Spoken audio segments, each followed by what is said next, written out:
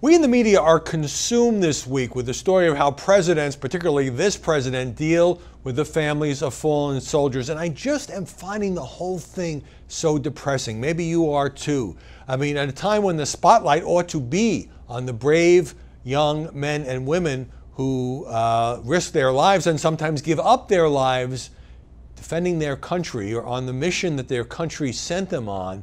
It's all about the media crossfire, the political crossfire, who's politicizing it, and it just feels, something just feels wrong about this. Now, there is no question that President Trump inadvertently perhaps opened the door to this entire controversy. The news conference on Monday, he wasn't asked about which families he had called. He was asked a very simple and straightforward question: why had he not said anything publicly about 4 American soldiers killed in Niger?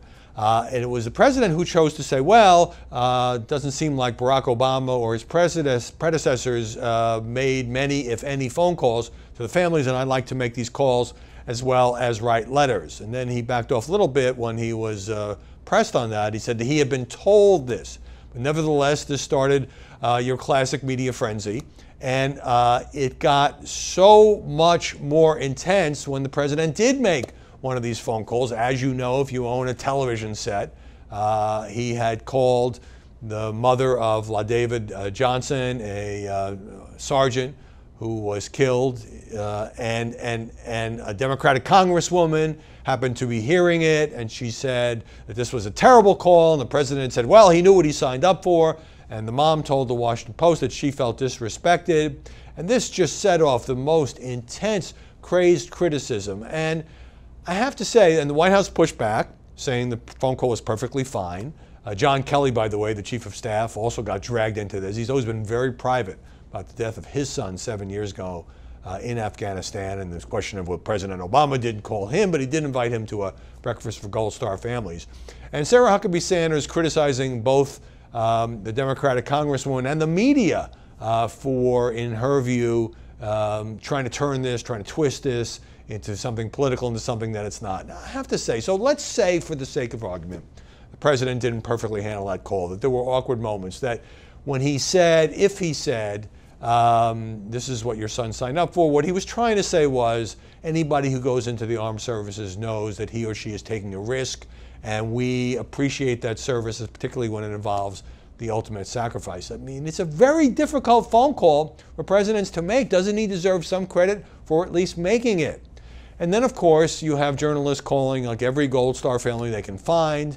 The Washington Post did have a legitimate story in finding the dad of a soldier who was killed in Afghanistan, who says the president offered to send him a $25,000 check on his personal account a couple months ago, but that money never arrived. Apparently the White House or the president has since sent the check. So now we're in a situation where journalists are going to call up the families of every single soldier or member of the armed forces known to have died in these foreign lands and demand to know, did the president call? When did he call? How was it? CNN putting on the grief-stricken families that the president never called in. What other president has been subjected to this kind of scrutiny on this particular question?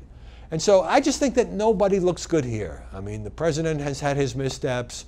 This Democratic Congresswoman, Frederica Wilson, looks to me like she can't stand the president and she's trying to make political hay out of this. The media have now turned this all into sort of warring cable news segments and online hot takes.